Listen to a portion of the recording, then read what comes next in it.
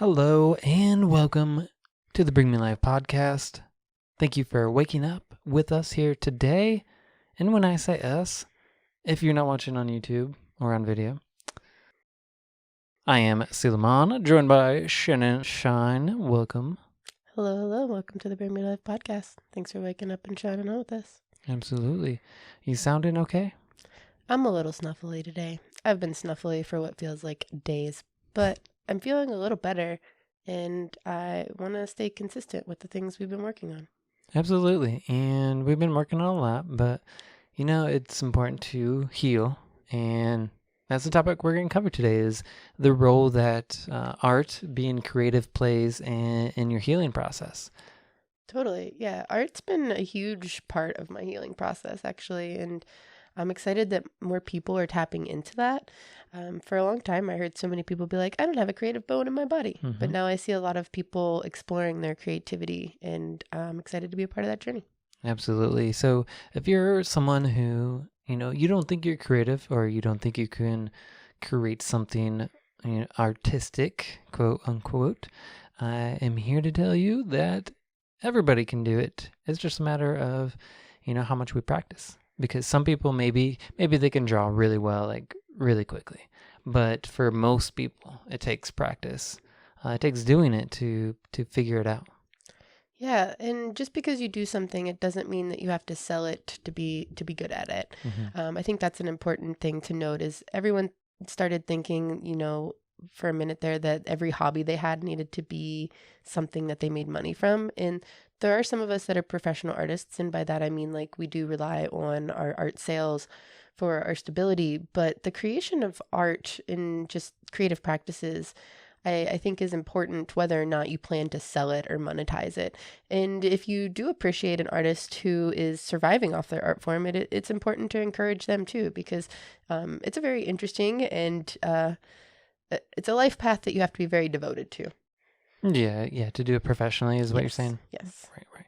Yeah, but for everybody, just everybody in general, it can be very healing. I know for a lot of artists, that's how they process things that have happened to them and how they process their pain. And even for others, it's just really healing thing to be able to do. And also, I feel like gives life more meaning and helps you leave something behind for the next generations to come, to be inspired by, and maybe to heal from.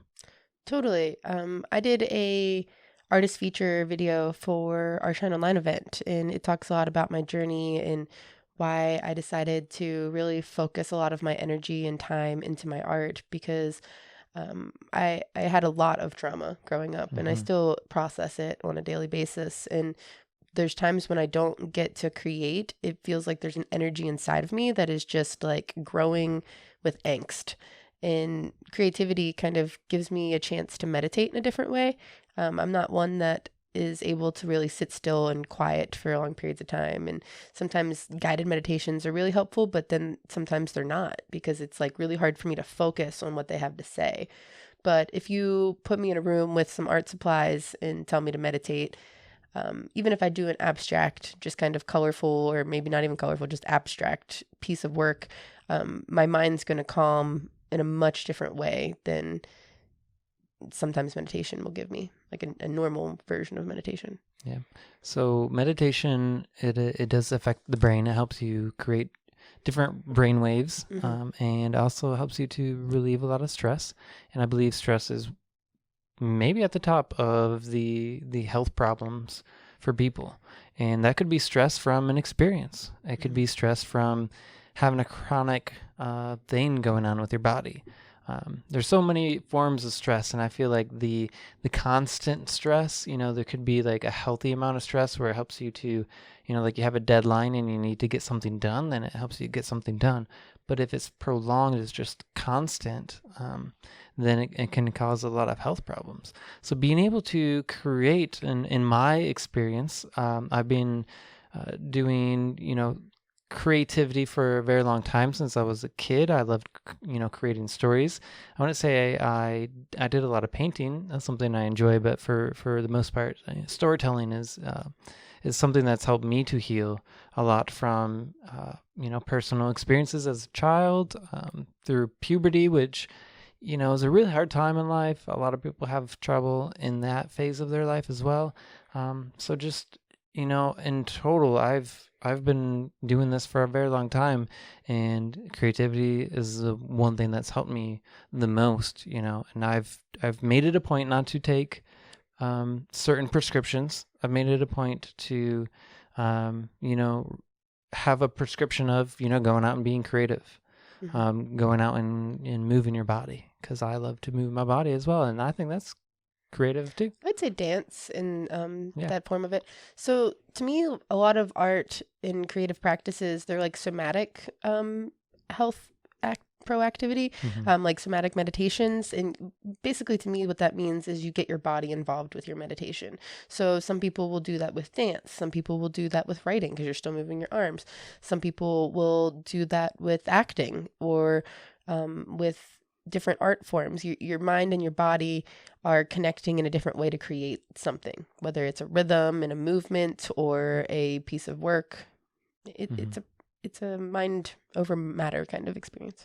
But also, like, that helps you to let go of things that, like you said, you feel like something is in your body and it's giving you a lot of angst.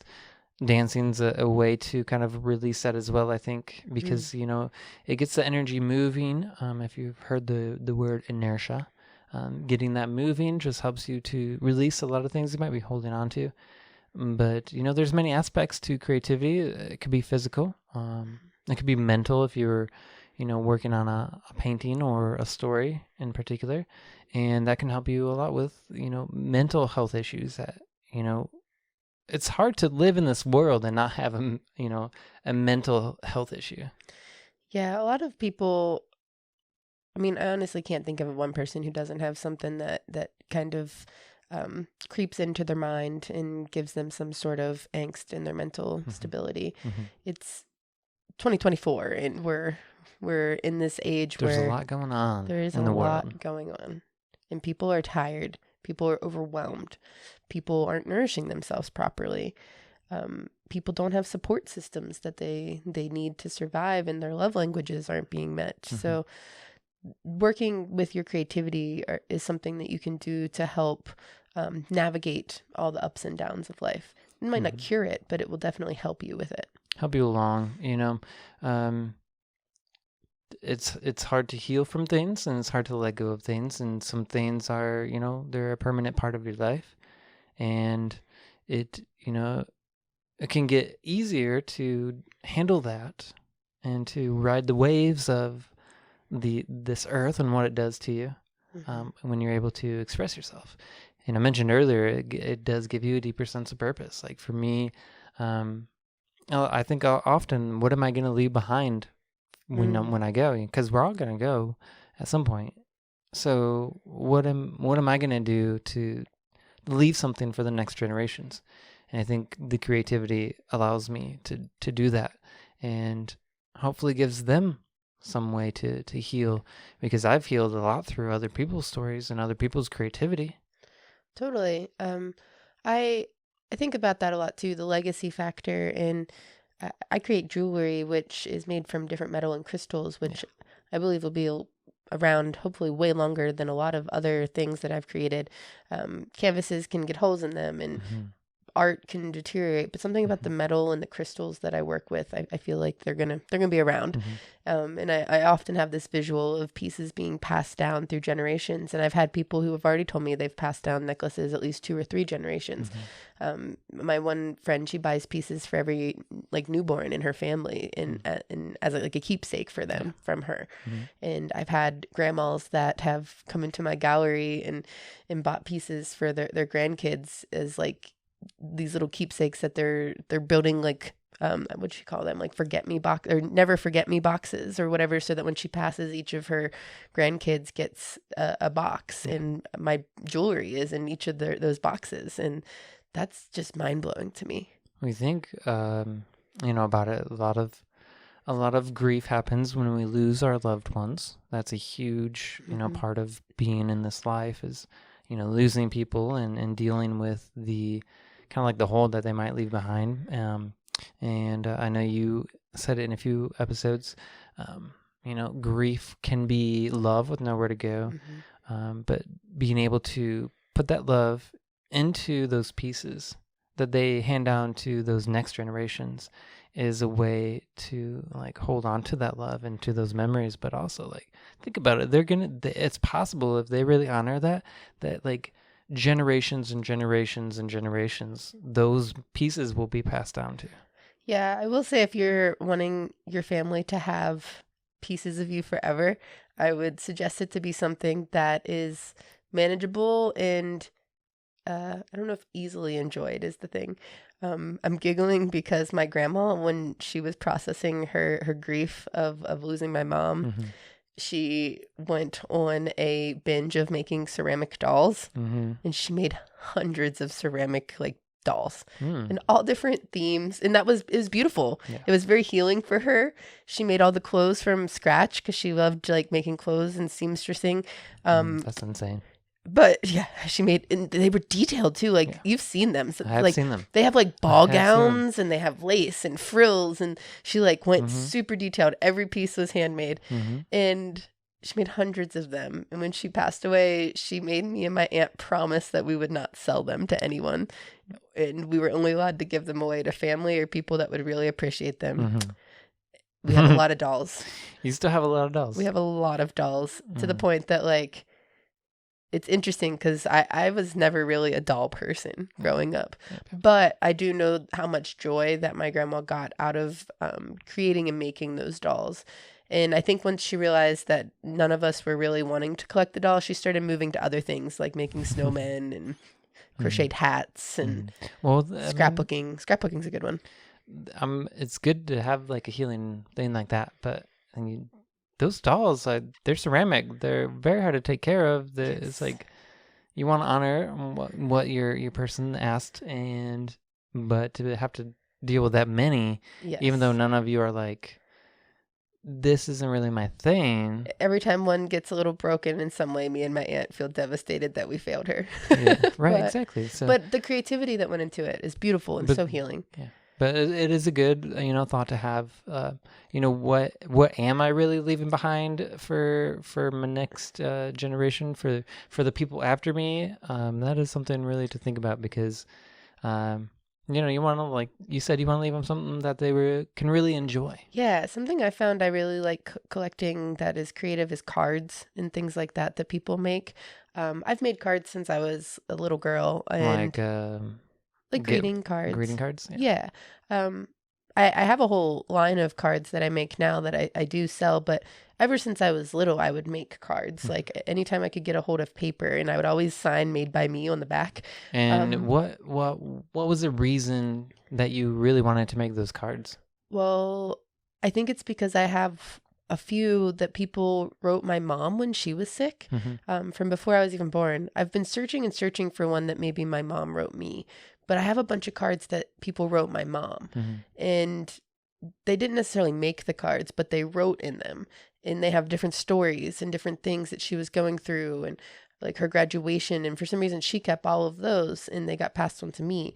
So I thought having cards was a beautiful way to connect with people. I know you really love writing letters and notes to people. And because those people sorry to interrupt. Well, I just think it's great because it's healing when you take the time to write someone a letter and they can find it later. Especially nowadays. Do you remember when you were really sad and you were missing your grandma on Christmas? And all of a sudden I opened a random closet and a card from her from a few years just like fell out at me. And you have that piece of creation and she wrote something in it for you. And whether or not she made that card, it was a creative practice for her to sit down and write it and heal it. So for me, actually making the card, it's like I'm giving them a piece of art along with the message. So even if sometimes my message isn't as detailed or heartfelt, I put effort into thinking and picking out what card I give someone. I love putting handmade cards in my orders for my jewelry too. And every time we have like a special day, I try to make sure I write you a letter. And you've written me letters for the last 10 years. And I have most of them in safe spaces, or I have them displayed as just a reminder. And that's very healing for me. Yeah. So making those envelopes to kind of recap. Helps you to connect with your mother from, all the cards that people have given her, and helps you to kind of connect with others that you make cards and write them a note to. So I think that's beautiful, and it is healing. It's healing. It's part of healing, like creating those and sending those. Writing notes is, a form of creating, like you're creating a personal note for somebody. And I really understood the power of writing somebody a note, seeing you save all the notes, but also after my grandpa passed away, my grandma gave me a note that I wrote him right before he passed away. And he kept it in his safe. And I was like, wow, like my grandpa saved that? Like he didn't have a lot of things in there. And then when my grandma passed away, she had a note that I wrote her in her safe.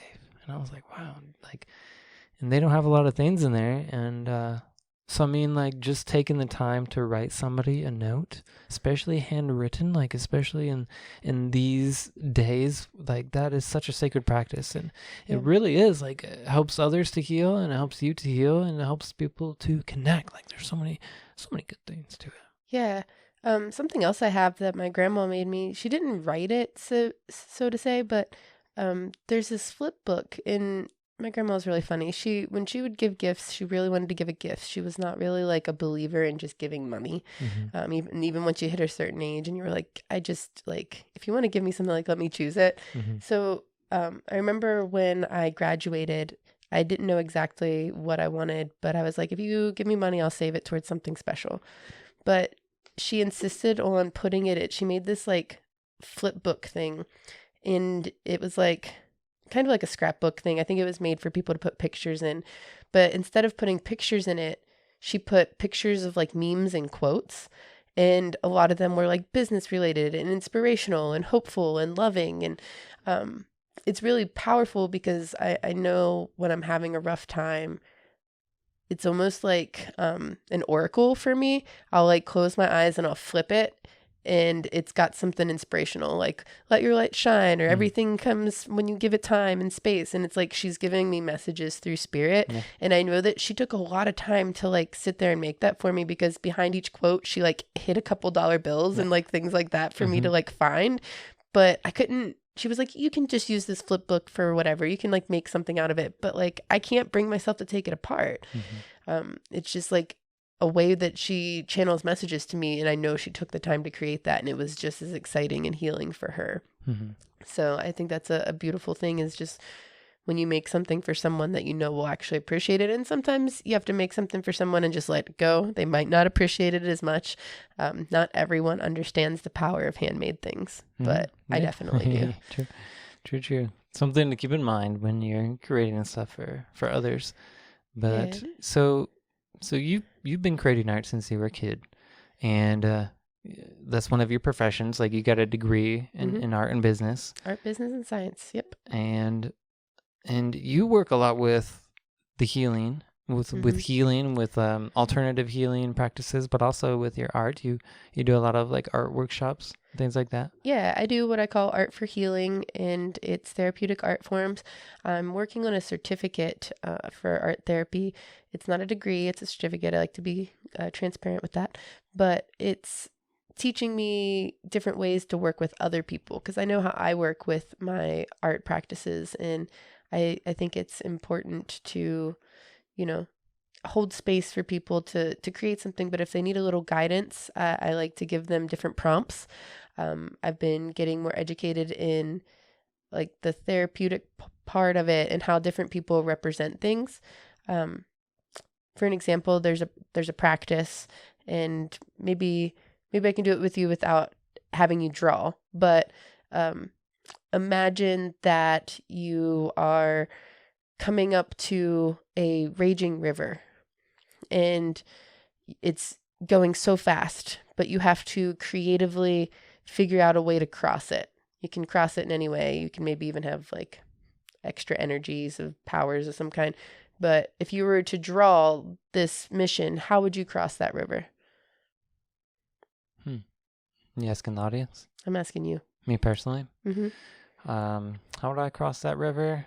The audience can think about it too. I would find a big tree that was nearby and see if I could chop it down because I have super strength. If I could push it over across to the other side, if it was big enough, it could land to the other side. Mm. That's a good method. So, Or if I had flying, I could just fly across. so when I did this practice, I grew wings and turned into my fairy form, and I flew across. So they say that in certain art therapy practices, depending on how you would cross this river, represents a lot of how you may tackle a challenge. With no strength. Some people will do it with their strength. Some people will look for tools, which you looked for a tool. You looked for a way to make a bridge, basically. Some people will just jump in it regardless, like straightforward. They're very independent people. There are other people that'll just say, I just didn't even cross it at all. Those are people that when they come up to a struggle, they just go back to what feels comfortable. They walk back through the woods or whatever. There's those of us that believe anything's possible. So we grow wings and we just find a way across it. There's people that will ask or look for help and try to find others to help them cross it. So through these different therapeutic art practices, you can start to see how a person's mind thinks, and you can set up situations to see how they will approach certain challenges through their creativity. So just thought that was a neat way to approach it. So, I have a question I want to ask you, but before, where can people go to contact you, maybe get a hold of one of these practices, or just reach out to you about if next time you might hold one of those? So you can find out more about me at Shantastic Shine or shannonshine.com. I think I'm going to start moving all my stuff to Shannon Shine. I think I'm phasing out the Shantastic here soon. I just got to let it go soon. But shannonshine.com, Shine Time Studios, which is our art and wellness center. It has its own pages that I post in-person events, but I do want to start hosting more online communities, and I think I will try to do those through some of the Discords. Awesome. And you have a new phone number, so let's shout that out, the new phone number. I don't know what it is off the top of my head. I know there's a 222 in it, and a 0. It's listen, everybody, it's 681-222-0420. Sila worked really hard to get that number. I did. I refreshed, multiple times to be able to select that number. I was like, that's the easy number to remember. All you got to remember basically is 681. Ever since cell phones were invented, I don't know that I've memorized anyone's number. Isn't that crazy? Luckily, I memorized a few numbers, and that's an easy one. So yeah, if you're interested, you can text. It is textable, 681-222-0420. That is the number for Shine Time Studios and Bring Me to Life. Yeah. So I have a question before we go. I wanted to ask, since you've been doing, art and healing and all this for, most of your life, what is one practice or maybe one particular experience that comes to mind where you realize this is very healing and I want to show others? What's an experience or maybe a technique that you enjoy the most? Experience or technique? I like just exploring. I've had to learn that not every piece is going to be a masterpiece. Like exploring mediums. Yeah, exploring different mediums. It's hard because being in the professional artist world, everyone's like, find your niche and come up with a style and make a series that all matches each other. And I'm like, that's boring. I have a couple of different series because I don't want all of my pieces to look the same. I want to explore because I have different emotions. I'm feeling different things that day. I want to play with different materials. So my suggestion to anyone that wants to work with it for healing is don't take judgment from others. Maybe even tell your partners to not come in and tell you what they think about your art because you're working on healing. And it's important to just play with different mediums until you find what works for you, because you might be like, oh, I want to try art. Let me try pastels, and then hate it and then never want to try art again. And that's silly. Just try something else. Maybe get colored pencils or charcoal, or try acrylic paints or oil paints, which are two very different types of paint, and just explore. And Watercolor, all of it. My grandma, that's one thing my grandma did for me, was she had access to a lot of different art supplies growing up, and though she would get very frustrated when I used her very expensive versions, she would always find a way for me to practice and play with some form of it to see what I had an affinity for or what I was really drawn to. And then she would let me, like upgrade my quality. So you don't always need the best first. Right. And that must bring back some memories when I go for the more expensive things. Every time I think my grandma just like channels through me and is like, this one really likes the expensive art supplies. And I'm like, I get it, but it is frustrating. I can understand. Well, thank you for sharing your experiences and your wisdom on this very beautiful and helpful topic. Yeah. The role that art and creativity plays in healing. Thank you all for listening. Anybody who's watching or listening, we are on YouTube. Bring Me the Number 2 Life podcast. And you can search Bring Me to Life Network to find more than just our podcast, all kinds of different things. Yeah, there's lots of podcasts that are about to pop up. Lacey and I are launching the We Are Artists podcast. Let's say it together. We are artists. And we've been trying to get a lot of artists to say, I am an artist, or we are artists to make a cool intro. But right now you got a generic intro, but you can find the first episode on our Patreon. Yeah. The Bring Me to Life Patreon has the exclusive release to the We Are Artists podcast, and it will be everywhere soon. Awesome. Thank you so much.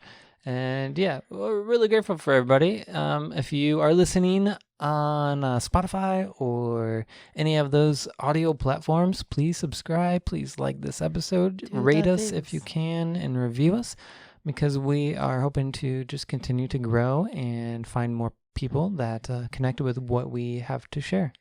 Yeah. Well, this has been good. I'm excited for more podcasts. Yeah. All right, everybody. Stay awake. Shine on always.